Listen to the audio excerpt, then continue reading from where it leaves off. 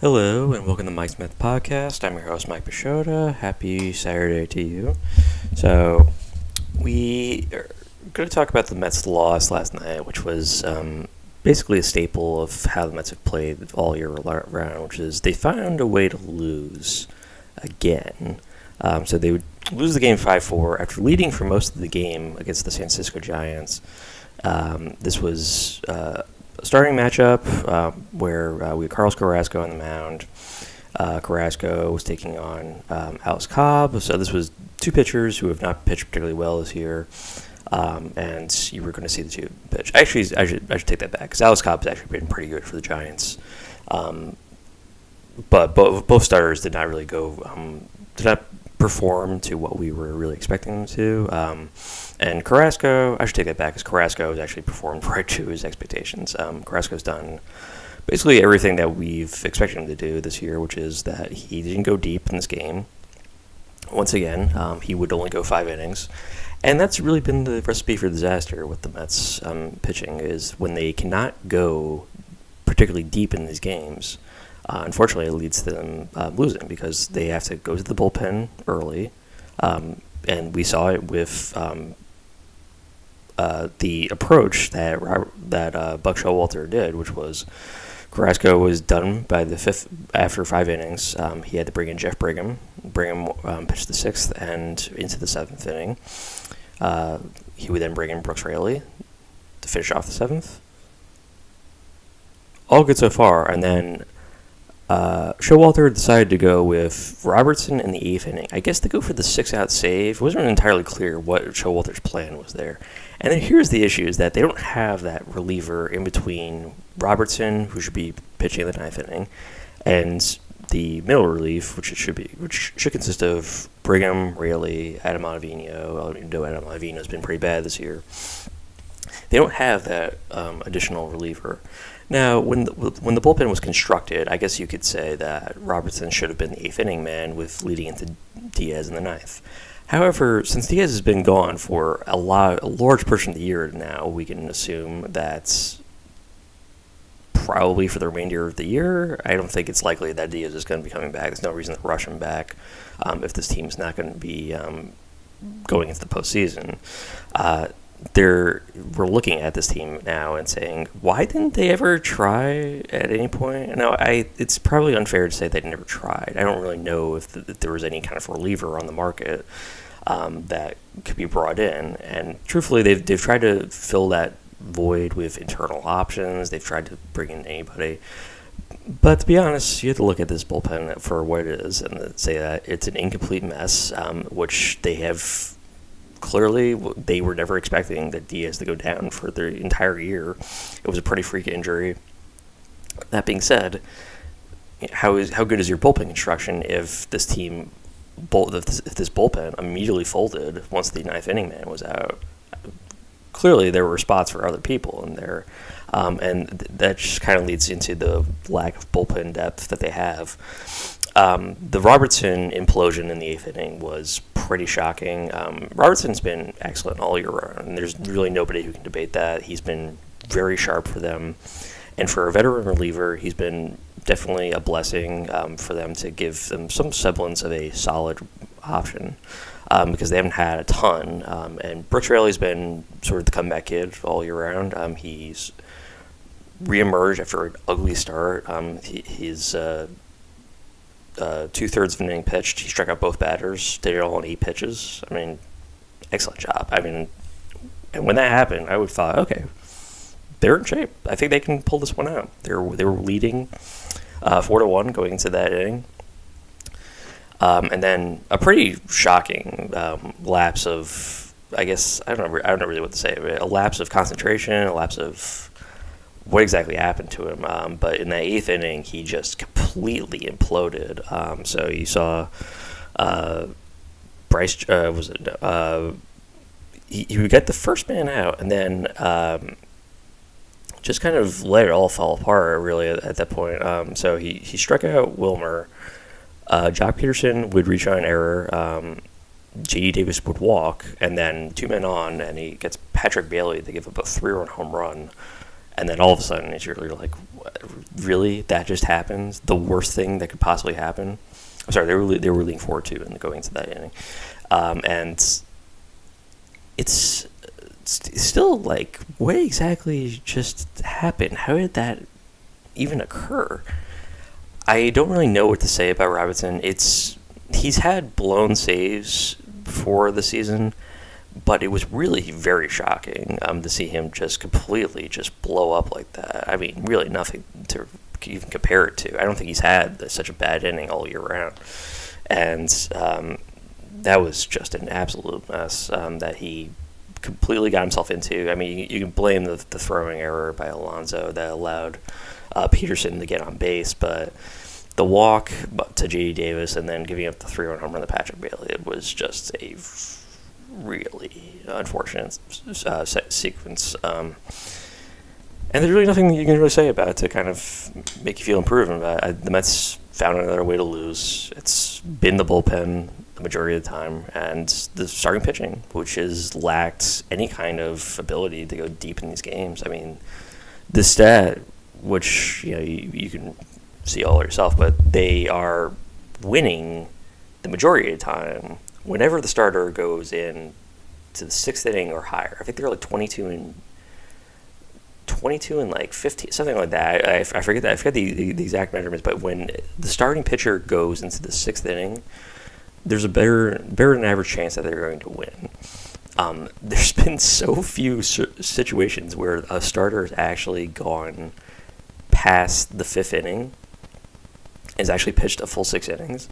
It's such a short accompaniment for how many games they've played. They've played over 70 games at this point, you would think they would have more situations where the starter would be going 6 innings or more. Almost none. I don't really know what to say about it other than they're throwing an inordinate amount of pitches, really, like a lot. And I don't know what exactly happens in the course of like one season other than the pitch clock. And I'll keep harping on that, basically, that the pitch clock was an enormous deterrent to pitchers being able to go deep in these games because they're having to set earlier than they had to, and they're having to throw more pitches than they were having to previously. And this would probably be okay in certain circumstances. I think pitchers who are more inclined to pitch faster than others, it really just comes down to concentration, I guess. And I've never pitched in a Major League Baseball game, but I would assume that when you're pitching, you have to kind of block out a lot of things that are going on in the surrounding area. You're trying to focus. And it's hard to do that on a pitch clock. And some pitchers can do it, others can't. It's been clear which pitchers have really excelled this year, who have no problem sort of blocking out the pitch clock and are able to just focus and do what they have to do. Others have clearly had a large amount of struggles trying to cope with that. I don't know if the Mets pitchers have been unusually bad at it. I just know that they cannot go deep in these games. And I think the pitch clock would have to be probably the best example as to what exactly happened with them. Another thing is the fact that they haven't yet adapted. This is still going on. We're in June now. They have yet to make any kind of real adaptation on a game-to-game basis. And that strikes me more of just the veterans not really trying to get into that sort of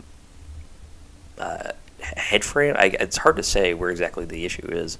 I'm going to put it down as they're struggling to sort of change over and get into this sort of, I have to pitch faster and it doesn't matter if I'm quite set yet.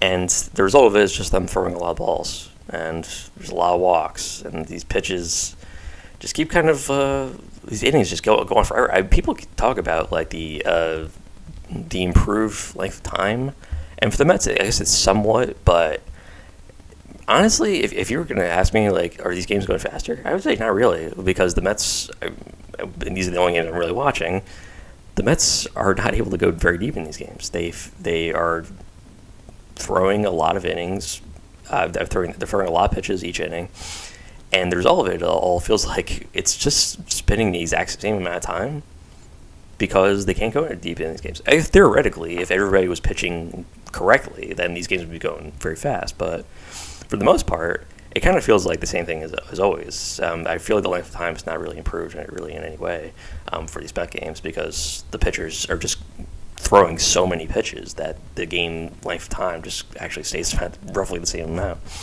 So that's really my 2 cents about it. And the lineup, this was a winnable game, honestly. They should have really done much more against the Giants than what they did. And the lineup, much as it has all year round, just kind of sunk away in the middle portion of it. We saw another 0-for game for Pete Alonso, which is tough to see. He's now batting .217. Vogelback did really nothing in this game. He would be pulled late in the game after going 0-for-2, and they would pinch hit Danny Mendick and Francisco Alvarez for him. Another great game for Tommy Pham. Tommy Pham has got to be a must-start at this point. He cannot be taken out of this lineup, and I would say start him over Mark Hanna whenever possible. And we saw Canna move over to right field today to give Marte the day off. Marte ended up coming in the game anyway as a pinch runner, but Canna would go 0-for-4 also. Beatty would go 1-for-4. Beatty, that's sort of Beatty's specialty, really, at this point, is going 1-for-4. He's just not really playing consistently, and that's really how everything has gone for the Mets. It's just another tough stretch for this lineup that has just been very poor. Like, you can see it now. It's just been very poorly constructed, and if I was to guess as to what the biggest issue has been for the Mets this year, besides the fact that Jeff McNeil still is batting .259 on this year, and McNeil went 2-for-4, I'm glad, but he has not been hitting anywhere near well enough for the reigning batting champion. He's just been a complete disappointment in the season, probably even worse than 2021.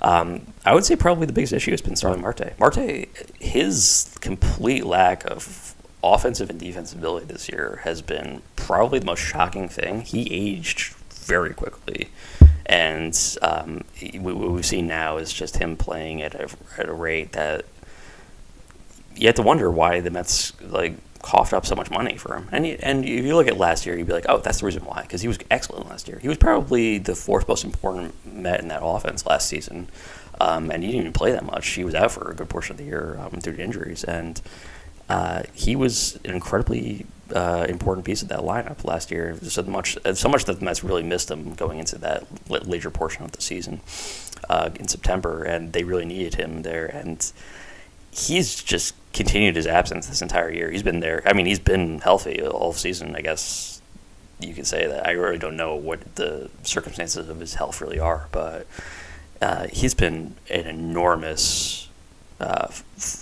disappointment this season. You can say honestly that he really shouldn't even be starting for the Mets at this point. And you would have to wonder if they do if they have to go the Los Angeles Dodgers route like back in 2013, 2014. When they had Carl Crawford on their team, and Crawford was making an exorbitant amount of money.